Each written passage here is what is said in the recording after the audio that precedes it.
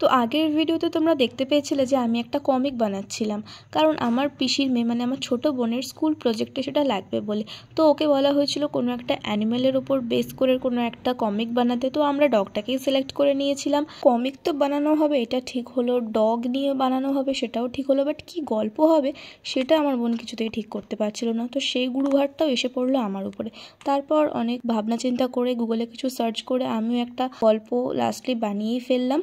গল্পটা ছিল কিছুটা এইরকম। টফি ছিল ম্যাক্সের খুবই আদুরে পোষা কুকুর, কিন্তু টফি বড় হওয়ার পর থেকে ম্যাক্স তাকে আর কিছুতেই সময় দিচ্ছিল না, তার সাথে খেলতো না, তাকে ঠিকমতো খেতে দিত না, তাকে নিয়ে বাইরে যেত। ম্যাক্সের বার্থডে উপলক্ষে টফি কিছু ফুল নিয়ে আসে তাকে গিফট দেবে বলে, কিন্তু বাড়িতে এসে দেখে যে ভিতরে বার্থডে পার্টি অলরেডি চলছে, কিন্তু এদিকে ম্যাক্সের টফির কথা মনেই নেই। এই দুঃখে সে ঘর ছাড়া হয়ে যায় এবং ম্যাক্সকে খুব মিস করতে থাকে। পরের দিন সারা সকাল খুঁজেও ম্যাক্স যখন টফিকে কোথাও খুঁজে পায় না, তখন নিজের ঘরে মন খারাপ করে বসেছিল আর টফিকে খুব মিস করছিল।